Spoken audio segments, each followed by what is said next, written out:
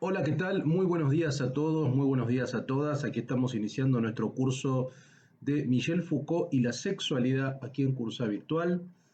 Hoy tenemos nuestra clase número 5 que titulamos Afrodisia 2. La idea es seguir explorando y seguir leyendo y cerrar obviamente la clase de hoy el volumen 2 de la historia de la sexualidad y el uso de los placeres, publicado en 1984, ¿no? Recuerden que la clase pasada hicimos un raconto de los principales conceptos a partir de los cuales Foucault trabaja y realiza digamos, como este viraje digamos, en el proyecto de la historia de la sexualidad que explicitamos, la idea de volver a los griegos, de volver a pensar o de hacer una suerte de genealogía del hombre de deseo, comenzando obviamente por Grecia, luego por el mundo helenístico en el tomo 3 y luego el tomo 4 por el mundo del cristianismo. La clase pasada analizamos otros ciertos conceptos como encrateia, como Génesis, por ejemplo, como la noción de sofrosine, eh, que son fundamentales para entender la modalidad en la cual Foucault va a delimitar la experiencia de la sexualidad, que en verdad es la experiencia de los afrodisia, porque no hay tal cosa como sexualidad, según plantea Foucault en la antigüedad, sino más bien los afrodisia, que son las cosas del amor, o que son los actos de Afrodita, y cómo eso debe ser regulado, debe ser dominado, eh, eh, para evitar precisamente el exceso, que era un peligro, que era un riesgo. Veíamos nosotros en la clase pasada que no había ningún problema en términos de, digamos, como del placer en sí, pero uno de los riesgos era la potencia de la imposibilidad de dominar el acto placentero, y eso sí era un problema para el hombre de la antigüedad, particularmente para el noble griego. La idea de esta clase va a ser que nos centremos en los últimos capítulos, sobre todo los tres, digamos, dietética, económica, erótica y el verdadero amor, son cuatro, perdón, que es importante porque es la forma en la cual Foucault determina las áreas, digamos, ¿no? La dietética, la económica, la erótica y el cierre del verdadero amor tiene que ver en cierto modo con la erótica. Son esas tres grandes áreas. Si ustedes quieren esas tres áreas que son dietética, económica, erótica, se le puede sumar una cuarta área que es la filosofía, porque la filosofía parece fuertemente vinculada con la experiencia erótica, con la experiencia del eros, como vamos a ver en la antigüedad. Entonces, mi idea, y así está armado mi material, es tres puntos: dietética, económica, erótica, y luego obviamente vamos a leer algunos pasajes del tomo 2 del uso de los placeres. Antes de eso, como siempre, trato de recomendarles algo de bibliografía complementaria. Les voy a recomendar este libro que se reeditó hace poco, que a mi juicio es la mejor biografía de Foucault. Muchos me preguntan también sobre biografías. Bueno, yo les digo, hay tres biografías de Foucault. Una es la de Didier Ribon, que es esta es la reedición de Cuenco de Plata, se reeditó hace muy poco. Si mal no recuerdo, la edición original es de 1989, me parece a mí, unos pocos años después de la muerte. Esta está reeditada, desde mi punto de vista es la más equilibrada. Eh, Obviamente, todas las biografías siempre tienen un poco la visión digamos, del biógrafo, pero realmente me parece que Eribon está fuertemente documentado, y es importante, yo creo, leer una buena biografía de Foucault, ¿no? Me parece que, a ver, hay ciertos filósofos para los cuales su experiencia de vida tal vez no es tan relevante, porque básicamente uno puede circunscribir todo quizá a una cuestión reflexiva, mental, digamos.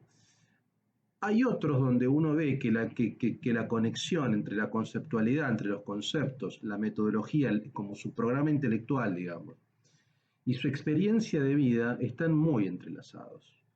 Nietzsche, por ejemplo, es uno, claramente, ¿no? Pero Foucault es otro. Foucault, me parece a mí que uno puede ver una relación muy evidente entre los temas que trataba en sus libros y su propia experiencia vital, su propia experiencia sexual, sus intervenciones en clave militante, sus cambios en sus posiciones políticas, porque fueron muy evidentes, digamos, de la década del 60 a la década del 80 hubo cambios pronunciados en sus posiciones políticas, sus amistades, sus enemistades. Bueno, este texto de Didier Ribon me parece importantísimo para dar cuenta de eso. Hay otras dos biografías que no son malas, que es la de David Macy, Las vidas de Michel Foucault, y la de James Miller, que es La pasión de Michel Foucault, que quizá la de Miller no está mal, yo creo, pero pone demasiado el acento, quizá en un tono un poquito escandaloso, o con un tono un poco amarillento, desde mi punto de vista, en la cuestión de la práctica sadomasoquista de Foucault, que es bien sabida, digamos, en general, que Foucault era sadomasoquista, él lo reconoce, él habla en algunas entrevistas de eso, quizás hacia el final de este curso, porque tiene que ver con la cuestión de la sexualidad, evidentemente vamos a ir hacia ahí, ¿no? Quizás hacia la última clase, tratar de repensar el proyecto de la sexualidad, la historia de la sexualidad en relación con, bueno, con la cuestión de la contemporaneidad, cómo Foucault daba cuenta de eso. Entonces, lo que quiero decir, ese texto de James Miller, que está bien en términos generales, quizá pone demasiado el acento en una determinación excesiva en su práctica sexual. ¿Mm? Eso siempre corre el riesgo de ser como una suerte de psicoanálisis de la obra de un filósofo, digamos, ¿no?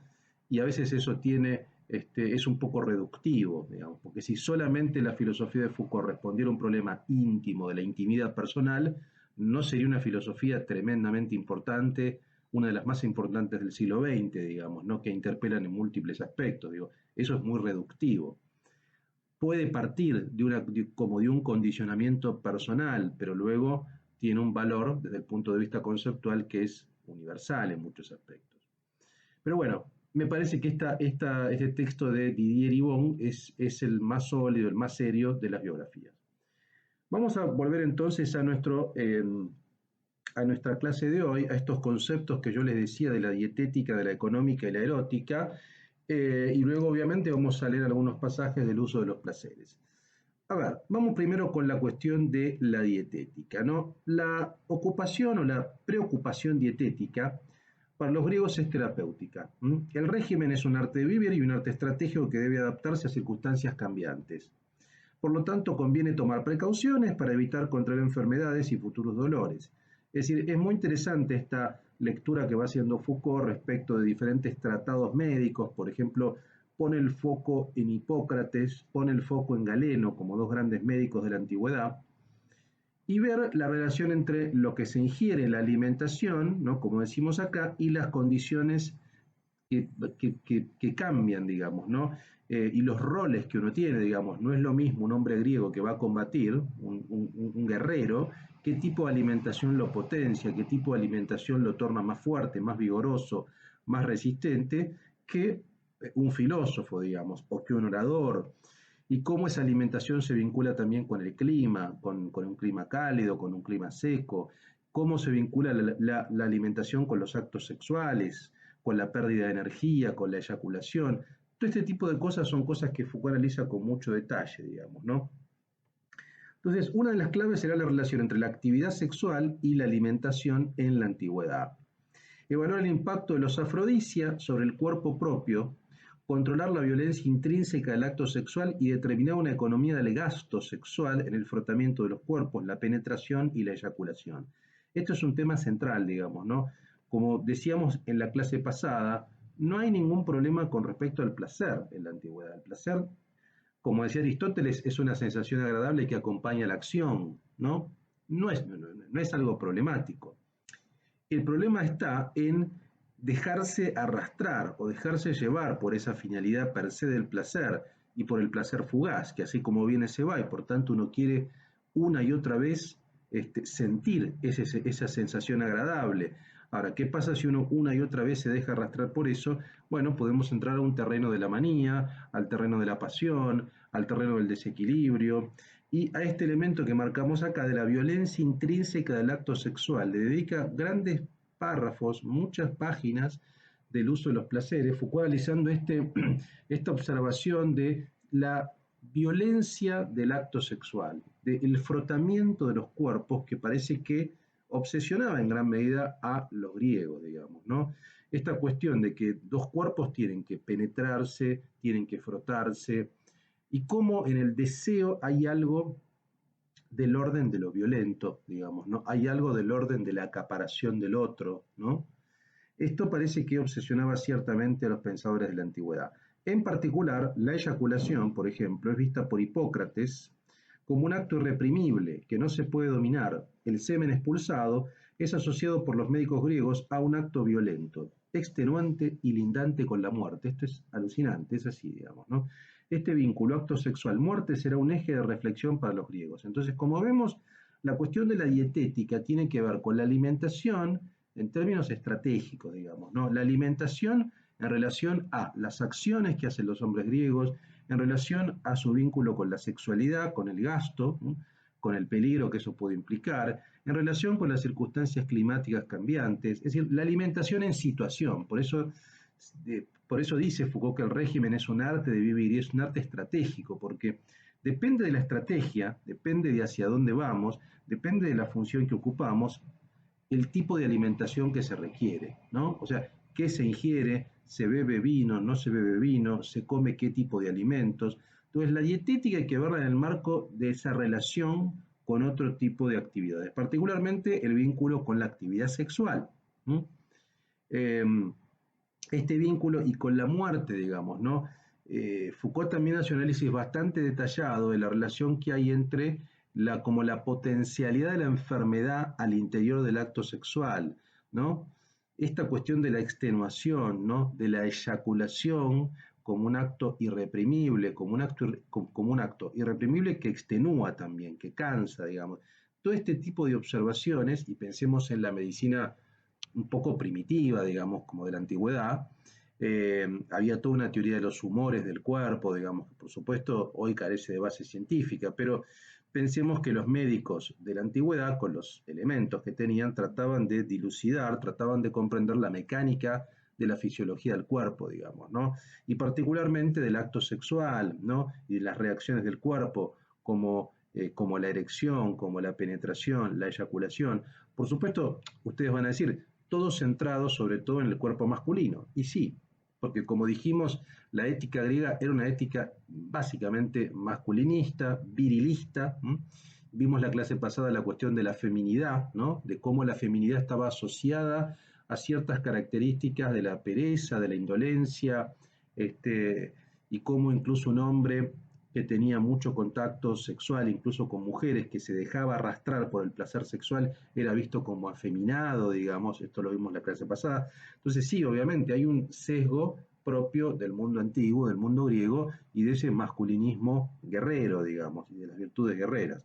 Por eso la reflexión respecto a la dietética está muy centrada en el acto sexual desde el punto de vista del hombre, digamos, ¿no?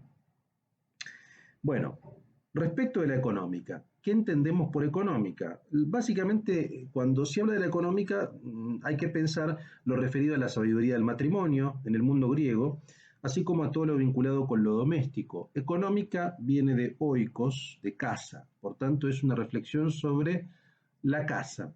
Sobre la casa y por la casa, ¿qué entendemos? Bueno, por lo doméstico, y en lo doméstico está la esposa, están los hijos, están los esclavos, es el patrimonio. ¿M? Entonces, la reflexión económica tiene que ver con la administración de lo doméstico, ¿m? Con la administración y con la gestión de lo doméstico. Y ahí básicamente van a verse el vínculo de esposos, ¿no? Qué tipo de regulación tiene que existir en el vínculo entre esposos en el mundo griego, y también con otro tipo de cuestiones como el patrimonio y como los esclavos, ¿no? Esto es la esposa, la actividad sexual procreativa, o sea, una actividad sexual con fines reproductivos, los hijos, los deberes domésticos, los esclavos, el patrimonio. Hay en los tratados económicos griegos una asimetría evidente entre hombres y mujeres, un poco ya se dan cuenta en función de lo que venimos hablando. El hombre, si bien tiene prohibido tener otro matrimonio, puede tener relaciones sexuales con prostitutas, esclavos y muchachos. Es decir, no hay un deber de fidelidad, como lo entenderíamos hoy, por ejemplo, en nuestras categorías, en el mundo griego. Hay una simetría. Hay una simetría lógica, digamos. El hombre griego consideraba que no tenía que deberle ningún tipo de equidad a la mujer, digamos, que no había ningún tipo de contraprestación equitativa, ¿no? Él estaba por encima desde el punto de vista ontológico, político, social, digamos. Por tanto, recordemos esta expresión del isomorfismo, creo que lo mencionamos, si no lo menciono ahora, del isomorfismo sociosexual, digamos, la idea de que en el vínculo de la intimidad, de que en el vínculo sexual, digamos, tenía que reflejar o tenía que ser análogo al vínculo público. Es decir, si un hombre griego era un hombre activo en la esfera pública, era noble, en la esfera de la intimidad no podía ocupar la posición pasiva en una relación sexual con un hombre o con un muchacho, digamos, ¿no? Tenía que ocupar, al igual que en la esfera pública, en la esfera de la intimidad, una posición activa. Él tenía que penetrar, digamos, él no podía ser penetrado. Esto es alucinante, digo, o sea, vean ustedes hasta qué detalle particular de la práctica sexual está determinada por una condición social, digamos, no tiene que haber, a eso le llama Foucault el principio del isomorfismo sociosexual, digamos, ¿no? Mantener la actividad o el lugar del activo, de la actividad en la esfera pública, como en la esfera de la intimidad sexual, digamos, ¿no? Con respecto a las mujeres y la económica es lo mismo, digamos, porque el hombre tenía que ser activo en la esfera pública y en la esfera doméstica. Entonces, el hecho de que sea activo implicaba una jerarquía con respecto a la mujer, por tanto no había simetría, era completamente asimétrico, ¿no? La mujer le pertenece al marido, digamos, y el marido se pertenece a sí mismo. Esta es un poco la dinámica, digamos, ¿no? La mujer pertenece como pertenecen los hijos, los esclavos y el patrimonio, digamos, pero el marido se pertenece a sí, el marido se gobierna a sí mismo, mientras que el marido gobierna a la mujer. La mujer en todo caso gobierna la gestión del hogar. ¿M?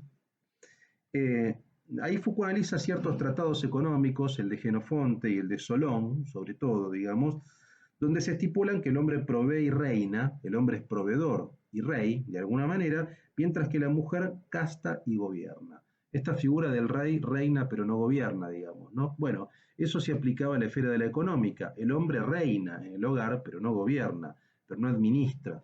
No es el primer ministro en términos políticos del hogar. El primer ministro es la mujer. La mujer es quien gestiona, quien administra, quien toma las decisiones, quien gasta, quien compra, etcétera, pero quien provee es el hombre, ¿no? A diferencia del matrimonio cristiano, el griego es un vínculo conyugal en el cual el marido no es casto, ¿m? Solo se debe a sí mismo, digamos, no hay un deber de castidad ni de fidelidad hacia la mujer, de ninguna manera, mientras que la mujer es propiedad del hombre, o sea, se debe al esposo. La virtud masculina es la dominación de sí, la virtud femenina es la sumisión hacia el esposo. ¿M? O sea, esto es interesante, digo, verlo con el patrón o con la matriz de hoy, digamos, para entender un poco, a ver, ustedes piensen en el comienzo de este curso, ¿no? El comienzo cuando arrancamos hablando del curso de Clermont-Ferrand y del curso de Vincennes, donde Foucault habla de la figura del patriarcado, recuerden, ¿no? O sea, que habla en 1964 y en el 69, fecha de cada uno de esos cursos, Foucault usa la expresión patriarcado al interior de nuestra cultura, que es la cultura occidental y moderna, pero pensemos la cultura occidental, antigua como moderna. Bueno, cuando uno lee estas cosas, uno se da cuenta de esa matriz que ya plantea Foucault patriarcal, digamos, ¿no? Es evidente, digamos, ¿no? Porque que hay una matriz patriarcal cuando uno cuando uno estudia las económicas griegas, digamos, ¿no? Porque claramente, digamos, el hombre, como decimos acá, se debe a sí mismo y la mujer se debe al esposo. Eso implica una simetría colosal, evidente. El hombre debe gobernarse a sí mismo, por tanto, todo tipo de gesto que implique un desgobierno del hombre, todo tipo de actitud donde uno pueda ver que el hombre es víctima o se deja arrastrar por los placeres y por los deseos, por supuesto que está mal visto, digamos, ¿no?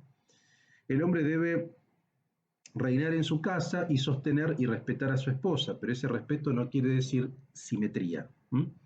Esta, por su parte, deberá ser la dueña obediente de la casa.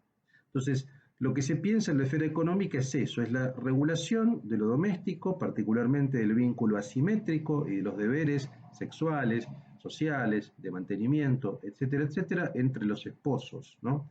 Esto es muy importante para Foucault. Vamos a ver que también en el tomo 3 y en el tomo 4, Foucault va analizando el vínculo matrimonial, digamos, ¿no? Lo que era el vínculo, si ustedes quieren, entre esposos en el mundo griego, completamente asimétrico, el vínculo en el mundo romano, donde hay una suerte de transformación, la mujer parcialmente va ganando más lugar, y por último el vínculo en el cristianismo. Entonces, donde hay ya cambios sustanciales que los iremos viendo. Entonces, es muy interesante ver esta suerte de transformación gradual, de matices, pero cómo nos vamos acercando del mundo griego a la noción del matrimonio cristiano, eh, como se conoce de hace siglos, digamos, ¿no? Bien. Y el tercer elemento o la tercera área es la erótica, o sea, dietética, económica, dietética, el vínculo con el cuerpo propio, la alimentación y el vínculo con la sexualidad, o con los afrodisias, mejor. la económica, la regulación del hogar y la erótica. ¿A qué nos referimos como erótica? Foucault se interroga primero por la presunta bisexualidad, entre comillas, bisexualidad de los griegos, ¿no?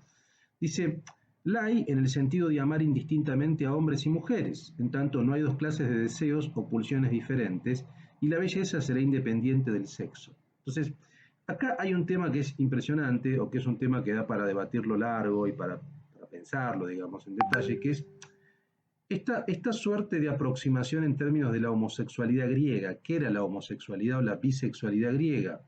Primero, no podemos usar esas categorías en un sentido técnico porque si no hablamos de sexualidad en la antigüedad, sino de afrodisia, o sea, de actos de placer, de actos de Afrodita, y donde el acto no determina una identidad en términos sexuales, no es propio hablar de homosexualidad, ni bisexualidad, ni heterosexualidad.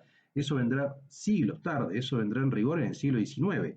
Ahí aparecen las categorías en términos patológicos, en términos psiquiátricos, en términos médicos, jurídicos también, digamos, pero eso recién viene en el siglo XIX, ¿no? Foucault lo plantea en el primer tomo, la historia de la sexualidad, la noción de heterosexualidad, homosexualidad, toda la clasificación de las prácticas sexuales, por tanto de las patologías también o de las parafilias, todo eso aparece en el siglo XIX.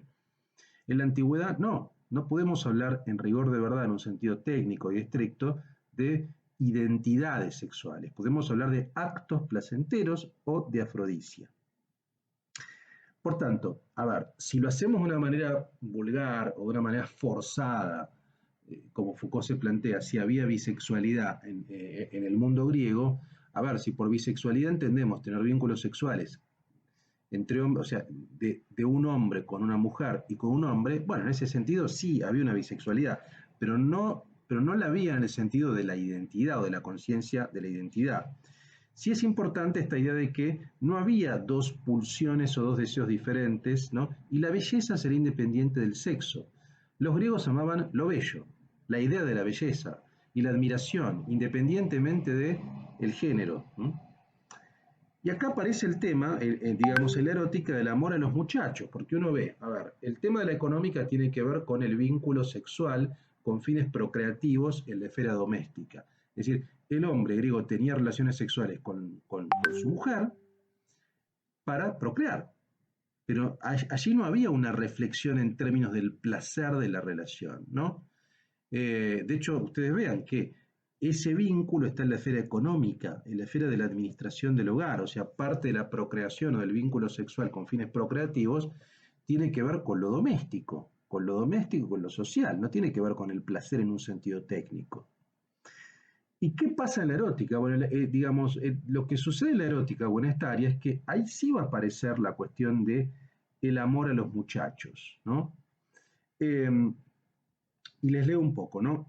Esto es mi material. El amor a los muchachos en el mundo clásico no solo estaba permitido, por supuesto que estaba permitido, sino que era bien visto, ¿no? Por guerreros y pedagogos, era bien visto.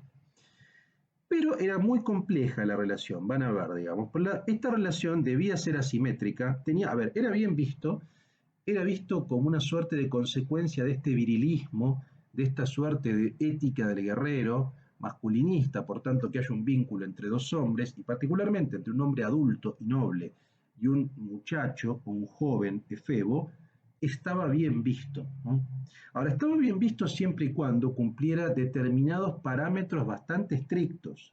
No era cualquier tipo de vínculo, no, estaba muy parametrizado de alguna manera. Entonces, vean, la relación debía ser asimétrica también, ¿no? La asimetría, esto ya lo dijimos, la sociedad griega era aristocrática y jerárquica. Por tanto, los vínculos eran todos asimétricos, todos.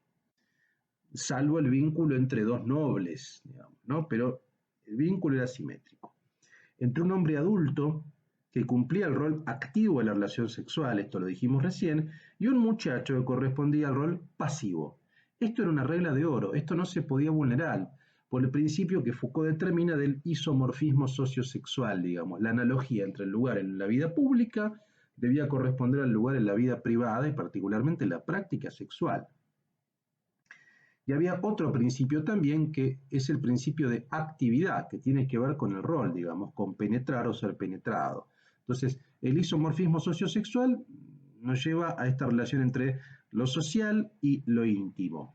Y el principio de actividad tiene que ver con, bueno, que el hombre noble tiene que ser activo, tiene que penetrar, no tiene que ser penetrado. Soy muy específico y muy puntual y muy gráfico porque los griegos eran tremendamente gráficos, digo, era así, ¿no?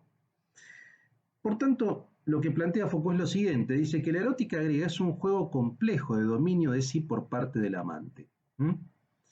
Entonces, es un juego estratégico, digo, cómo se acerca los textos de la erótica. Foucault trabaja sobre todo con dos, con un texto del pseudo Luciano y con un texto de Plutarco.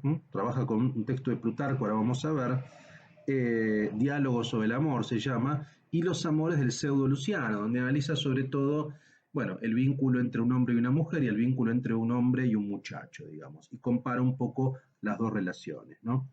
Eh, no, perdón, eso es en el tomo 3, perdón, eso es en el tomo 3. En el tomo 2, que estamos en Uso de los Placeres, sobre todo da cuenta de Platón, o sea, toma el banquete de Platón, ¿no? Eso lo hace más adelante con el mundo helenístico, donde problematiza esta cuestión también del vínculo entre hombre y mujer y entre hombre y hombre. Acá vamos a ceñirnos al vínculo específicamente masculino y el texto que toma sobre todo es el banquete de Platón. Entonces lo que dice Foucault es, bueno, a ver, en primer lugar, estos dos principios que lo van a vertebrar, la relación, el principio del isomorfismo sociosexual y el principio de la actividad. Analogía público-privada y la actividad. El hombre adulto debe ser activo, el muchacho debe ser pasivo. Ahora acá lo que se da es una antinomia, y esto es lo que me interesa plantear, la antinomia del muchacho, ¿no? ¿Y cómo se puede plantear? Bueno, ceder o no ceder ante el amante, ¿no? En otras palabras, se le reconoce al muchacho como objeto de placer, el hombre griego lo reconoce como objeto de placer al cual va a penetrar, pero el muchacho debe aceptar reconocerse como objeto y dejarse ser dominado por el adulto. ¿Cómo hace el objeto de placer para cuando es adulto, para cuando sea adulto, ser sujeto de sus placeres y a su vez dominar a otro muchacho? ¿Se entiende? Esta es la antinomia, digamos. Ese muchacho, en potencia, será un adulto. En general, estos muchachos pertenecían también a sectores acomodados del mundo griego. O sea, no eran esclavos, eran hijos de familias acomodadas, que iban a ser nobles griegos. Entonces aquí se da la antinomia, digo, ¿qué es lo que el muchacho debe hacer? ¿Debe ceder? ¿Debe dejarse seducir? Hay también toda una suerte de reglas y de prácticas de seducción que son muy austeras, que evitan caer en la cuestión como afeminada, digamos, para que el noble seduzca al muchacho y luego acceda a la esfera de la intimidad.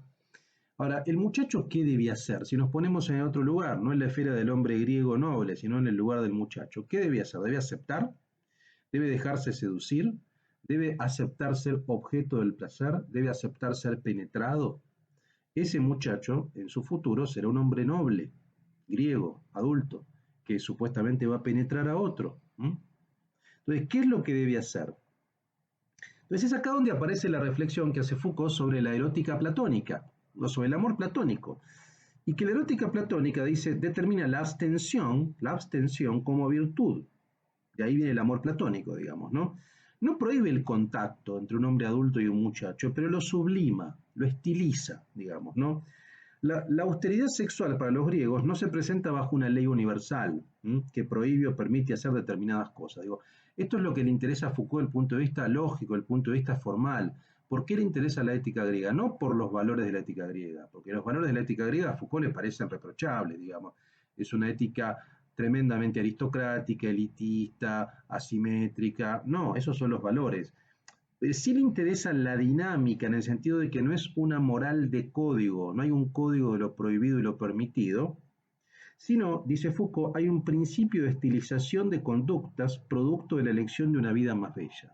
Es decir, no es que haya un código que determina lo que está bien y lo que está mal. Hay, si ustedes quieren, prácticas que son vistas mejor que otras en virtud de este principio de estilización de las conductas. ¿Se entiende? O sea, si uno quiere tener una vida bella, mejor que haga determinadas cosas, pero no hay un código que se impone por fuera. Entonces, lo que se llama el verdadero amor en relación con la erótica, según Platón en este caso, digamos, es el que nos conduce al conocimiento de las ideas, ¿no? La belleza en sí, no los cuerpos bellos. Es decir, no lleva a la filosofía. De acá es donde hay un contacto muy evidente entre erótica y filosofía. Por eso yo les decía que la filosofía de alguna manera es la cuarta área de esta división en áreas que hay que regular. La dietética, la económica, la erótica y la filosofía. ¿Por qué? Porque necesariamente la reflexión de la erótica en términos griegos, en términos platónicos, nos lleva a la filosofía. ¿Por qué? Porque si volvemos a la antinomia del muchacho, y si volvemos, por ejemplo, y si analizamos la escena del banquete de Platón, de la seducción o de la relación de seducción que se da entre Sócrates y Alcibíades, ahí en definitiva lo que se plantea es un poco esta dinámica. ¿Cuál es la dinámica? Es dejarse seducir o no dejarse seducir. ¿Mm? Aplicar esa erótica de la abstención, abstenerse o no abstenerse. En el fondo, la erótica, ¿qué es? Es una atracción. Ahora, lo que plantea Foucault, leyendo a Platón, es esa abstención, perdón, o esa atracción, que implica abstención, ¿de qué orden es? Del orden de lo no sensible. Vale decir, a mí no me está trayendo un cuerpo. Lo que me está trayendo es lo que representa, lo que encarna ese cuerpo o esa vida. Es decir, por ejemplo, ese cuerpo que puede ser bello, en verdad encarna la idea de belleza. Entonces yo estoy enamorado de la idea. Yo amo a las ideas. ¿Y qué es la filosofía? Es amor a las ideas, es amor a la sabiduría. Entonces, en este caso, Sócrates está encarnando, de alguna manera, los grandes ideales, digamos, la belleza, la justicia, bueno, por tanto, la atracción que sienten los discípulos o quienes están con él en el banquete, por ejemplo, Alcibíades, no es tanto hacia Sócrates, sino hacia lo que Sócrates representa o hacia lo que, o a lo que Sócrates participa como un particular, volviendo a la teoría de los universales, digamos, ¿no? Los particulares participan de un universal. El universal es la idea en sí. Entonces, en verdad, en rigor de verdad, yo estoy enamorado en tanto y en cuanto amo a la belleza de una persona o amo lo que representa a esa persona, su justicia, digamos. En verdad estoy enamorado de la idea de justicia que está encarnada por esa persona. En verdad estoy enamorado de la idea de belleza que está representada por esa persona. Eso es la filosofía. ¿Se entiende? Entonces, hay un vínculo evidente entre erótica y filosofía. Entonces, yo no puedo poseer ese cuerpo, me tengo que quedar en el plano de la admiración. Ese es el amor platónico. El amor platónico implica abstención, porque implica admirar, implica estar cerca de esas ideas y de quienes representan esas ideas. Entonces, de alguna manera, el verdadero amor o la erótica en ese sentido no implica contacto físico, no implica penetración, por ejemplo, sino nos lleva a la filosofía. Ahora, esto en términos teóricos. ¿Sucedía que había vínculos sexuales? Por supuesto, digo. ¿Parte de este contacto se daba? Por supuesto que se daba. Pero Platón está planteando su posición. Digo, él considera, por lo menos en el banquete de Platón, así se ve, que una erótica, o que la erótica del verdadero amor, no debería implicar contacto físico. Cuando hay contacto físico, y esta paradoja o esta antinomia, digamos, del muchacho que termina cediendo y que se deja ser penetrado por un adulto, bueno, allí no habría verdadero amor, según Platón. El verdadero amor existe cuando hay abstención, ¿no?, entre maestro y discípulo, cuando hay abstención. Y digamos, maestro que no penetra es más admirado todavía. Y ese muchacho que no es penetrado, en el futuro volverá como a duplicar o volverá a seguir esta dinámica del verdadero amor, que no implica contacto físico. En definitiva, piensen ustedes, es eso, digo, cuando decimos, o cuando uno habla del amor platónico, ¿qué es el amor platónico? Es un amor que no está mediado por lo físico, es una mera admiración, es una mera proyección admirativa, de alguna manera, ¿no? Cuando hay contacto físico no hay amor platónico, no hay platonismo. Pero en el fondo, lo que está planteando Foucault es eso, lo que se está admirando en el plano griego es la idea. Yo estoy enamorado de la idea, más de la idea de belleza o de la idea de justicia o de la idea de bondad o de la idea de lo que sea, digamos, y la idea es universal y tiene una existencia autónoma, separada en un plano inteligible y no sensible, más que del individuo que encarna esa idea. que es un particular. Entonces, esta es la clave de la erótica. Entonces, por tanto, tenemos que entender, y con esto ya cierro este tercer factor, que dietética, económica y erótica y filosofía, por tanto, están entrelazados y que la reflexión ética en la antigüedad clásica, en la antigüedad griega, necesariamente implica reflexionar sobre estos tres ámbitos, ¿no? Y por tanto llegar a la filosofía, que es el ámbito de sabiduría o de amor a la sabiduría. ¿Mm? Bien, vamos a leer algunos pasajes de estas partes de la dietética, que es el capítulo 2, ¿no? Eh, Algunas cosas creo que ya las dijimos. Bueno, en mi página 95, Foucault plantea que el régimen es todo un arte de vivir. Esto más o menos ya lo planteamos, que está vinculado con diferentes actividades. Quiero ir sobre el tema del gasto, porque esto sí me parece interesante. El acto, el gasto y la muerte, ¿no? Cómo hay una relación entre la actividad sexual y ciertos peligros que habría que dominar, ¿no?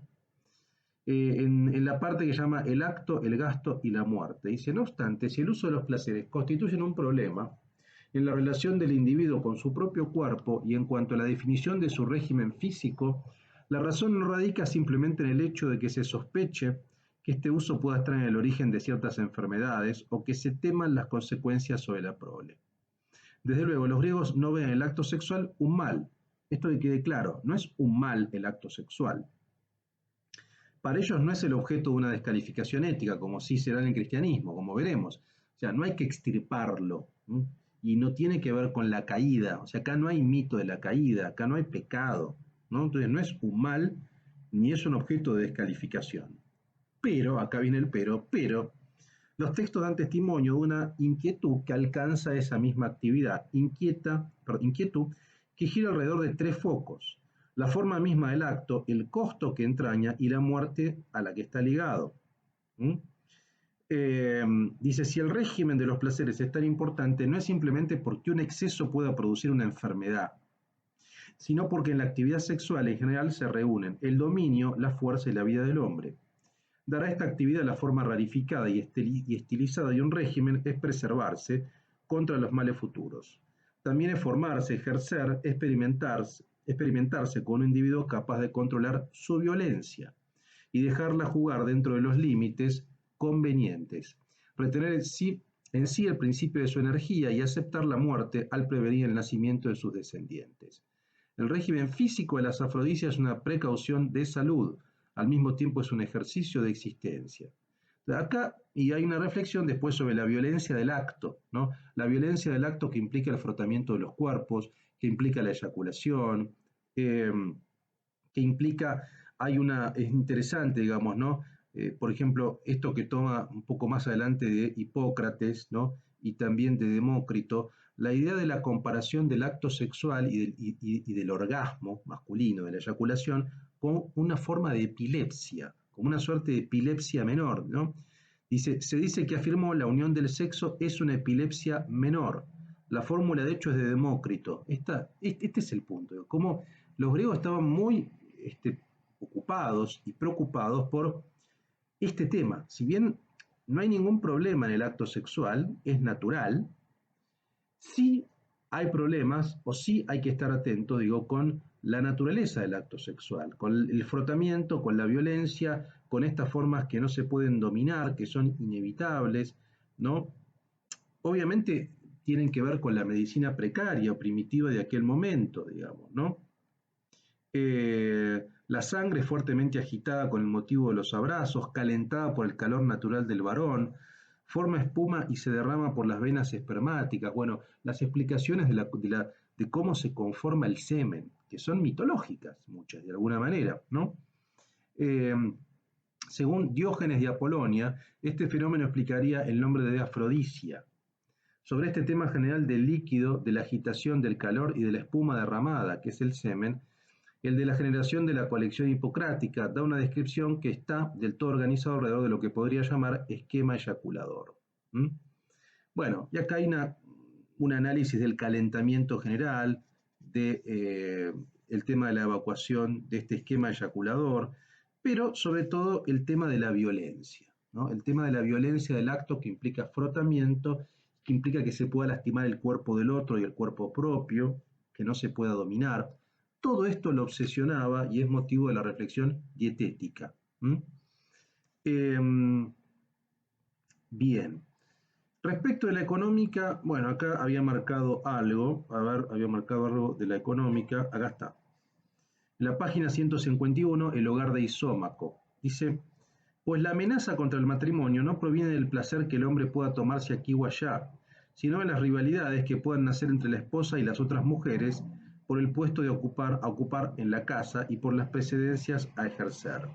El marido fiel, pistos en griego, no es aquel que vincula el estado matrimonial con la renuncia a todo placer sexual buscado en otra. Es decir, el marido fiel no es fiel sexualmente, porque de hecho tiene vínculos sexuales con prostitutas, con muchachos, con esclavos.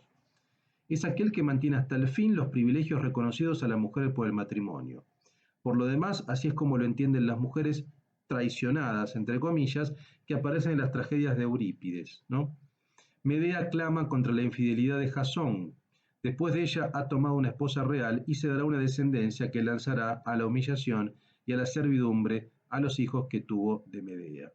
Entonces, y les leo esta cuestión de la fidelidad. Dice, en esta ética de la vida matrimonial, la fidelidad, entre comillas, que se le recomienda al marido, es pues algo bien distinto de la exclusividad sexual. O sea, fidelidad en términos griegos no es exclusividad sexual, porque vemos que hay asimetría.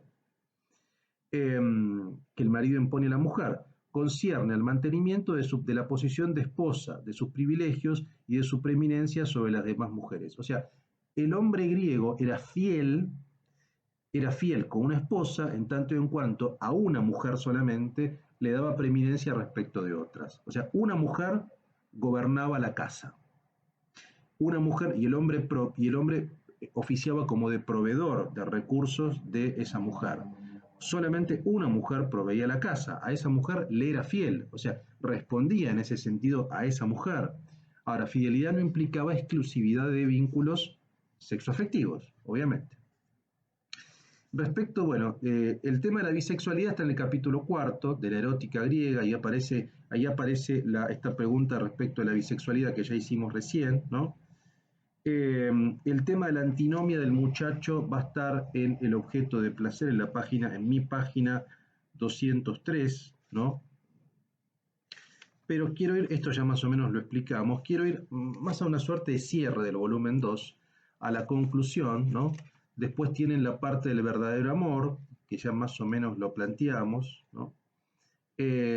Acá en la parte del verdadero amor, quiero, aunque sea leerles algo breve del verdadero amor, ¿no? Acá está.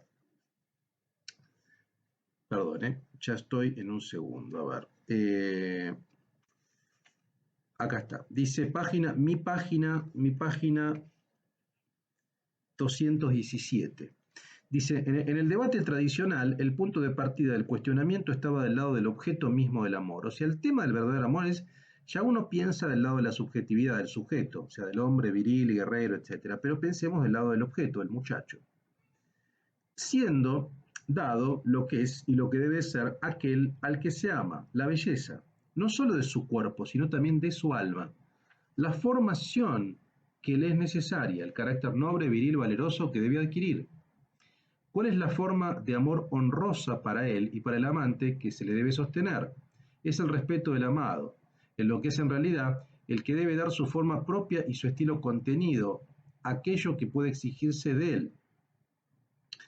De un bello cuerpo, paso por delante, de un bello cuerpo hacia los bellos cuerpos, según la célebre fórmula del banquete, y luego de estos hacia las almas. Más tarde, hacia lo que hay de bello en las ocupaciones, las reglas de conducta, los conocimientos, hasta lo que finalmente alcanza la mirada, la vasta región ocupada ya por lo bello. El movimiento es continuo. No es la exclusión del cuerpo lo que caracteriza esencialmente para Platón el verdadero amor, sino que es a través de las apariencias del objeto la relación con la verdad. En el fondo, el verdadero amor nos lleva a la relación con la verdad. ¿Y la verdad cuál es? La idea. Es el vínculo con el mundo inteligible, con el mundo de las ideas, y ahí viene la cuestión admirativa.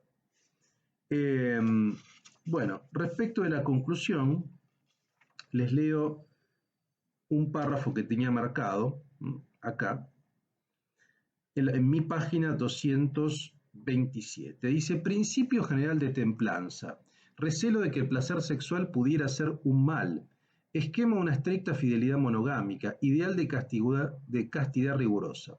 No es según este modelo, evidentemente, no es según este modelo, evidentemente, que vivían los griegos, pero el pensamiento filosófico, moral y médico que se formó entre ellos no formuló algunos de los principios fundamentales que morales posteriores, sobre todo cristianas, solo tuvieron que retomar aparentemente.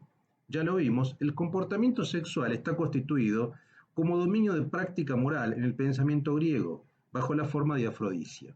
Este es el concepto en el mundo griego, es afrodisia, que se va a mantener en el mundo helenístico y romano bajo el nombre de Deneria, que es la traducción latina, pero no cambia en el mundo romano.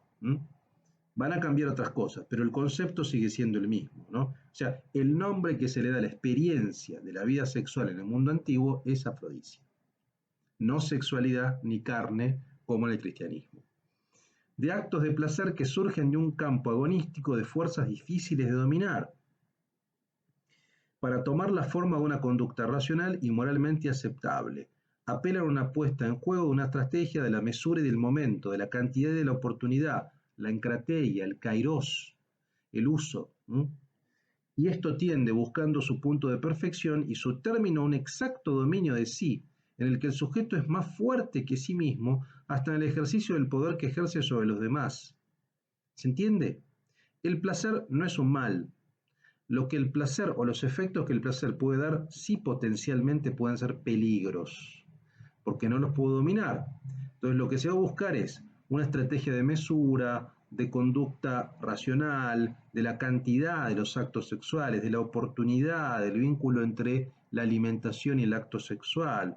Ahora bien, la exigencia de austeridad implicada en la constitución de este sujeto dueño de sí no se presenta bajo la forma de una ley universal, esto lo dijimos recién, a la que todos y cada uno deberíamos someternos, sino más bien como un principio de estilización de la conducta para quienes quieran dar su existencia la forma más bella y cumplida posible. Esto es lo que subrayo y esto me importa que lo incorporen, que lo asimilen, porque es la hipótesis central de la historia de la sexualidad, sobre todo el volumen 2 y 3, digamos, ¿no? No hay una moral de código en la antigüedad, no hay una moral de la norma universal, hay una moral de la forma particular a la cual cada uno de los individuos lo aplica si quiere tener una vida bella. ¿Mm? Pero no hay una moral de código de lo permitido y lo prohibido. Esto es lo que Foucault va a recuperar de la moral de la antigüedad. Esto lo va a recuperar, no los valores. Los valores son obsoletos, digamos, son machistas, son misóginos, muchos de ellos no. Los valores no, digamos. Hay que entenderlos en su contexto, ¿no? En ese esquema, no hay que recuperarlos. Sí hay que recuperar, según Foucault, la modalidad de esta moral de la forma y no de la norma. No una moral universal, sino particular, un estilo de existencia que da como consecuencia una estética de la existencia, eso sí. Y por último, en la página 228 dice, por otra parte, cada una de las tres grandes artes de comportarse, de las tres grandes técnicas de sí desarrolladas en el pensamiento griego, vale decir, la dietética, la económica y la erótica, propuso sino una moral sexual particular, por lo menos una modulación singular de la conducta sexual. En esta elaboración de las exigencias de la austeridad, no solo los griegos no intentaron definir un código de conductas obligatorias para todos, sino que tampoco buscaron organizar el comportamiento sexual como dominio que muestra en todos sus aspectos uno solo y el mismo conjunto de principios. ¿Entiende?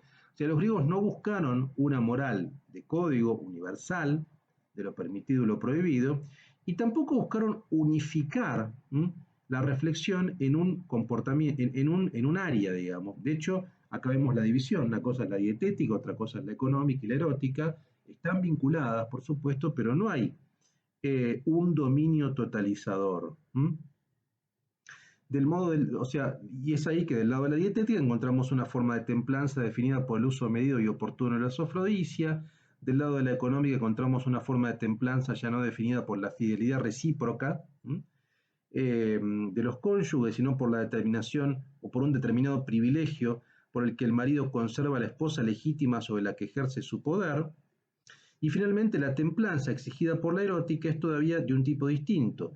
Incluso si no impone la abstención pura y simple, podemos observar que tiende a ello y que trae consigo el ideal de una renuncia a toda relación física con los muchachos. ¿Se entiende? ¿No?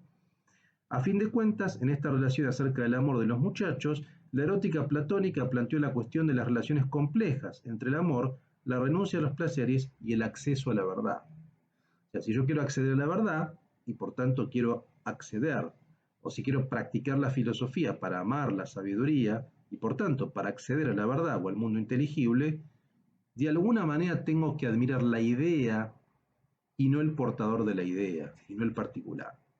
Pero esto me parece que es muy interesante. La conclusión, Foucault es muy claro, ¿no? El ideal de templanza o de gobierno, decía, aparece en cada una de las tres elementos. En la dietética respecto del uso de los placeres más apropiados, en la económica respecto del vínculo con la mujer, que no es un vínculo recíproco, por supuesto, es un vínculo de mando, pero el hombre tiene que dominarse, si bien no hay fidelidad en términos sexuales, sí hay fidelidad en el sentido de que una mujer es la que gobierna y administra el hogar. Y por último, la templanza respecto de la erótica en busca de la austeridad sexual, vale decir, del amor platónico, ¿no? Bueno, es un texto maravilloso el uso de los placeres, yo no me canso de enseñarlo, me parece fascinante, me parece bellísimo cómo Foucault entiende la dinámica del mundo griego, en qué sentido lo hace. Hay que ser claro porque a veces hay algunas interpretaciones un poco apresuradas, digo, que plantean una vuelta de Foucault, una pretendida vuelta de Foucault a los griegos, pero no es una vuelta a los griegos. En definitiva, es recuperar una forma de pensar la cuestión ética y la sexualidad, o lo que hoy entendemos como sexualidad, al interior de esa forma ética, que no da cuenta de un código universal de lo permitido y prohibido, de lo normativo, sino más bien de la forma. Eso es lo que Foucault va a recuperar. No los valores per se de la ética griega, que le parecen antiguos, obviamente, y le parecen pero muy reprochables. Esto lo dice en varias entrevistas Foucault además, ¿no? Bueno, con esto estaríamos cerrando entonces nuestro análisis del tomo 2, el uso de los placeres, y la próxima clase ya arrancaremos con el tomo 3, la inquietud de sí, la clase sexta, que vamos a seguir la misma dinámica de los afrodisias en el mundo helenístico y el mundo romano, el mundo latino también. Bueno, amigos, amigas, cualquier duda, cualquier consulta, cualquier pregunta, todo tipo de aporte es bienvenido en el foro interactivo, el foro clases, me escriben ahí y seguimos la clase en todo caso por esa vía.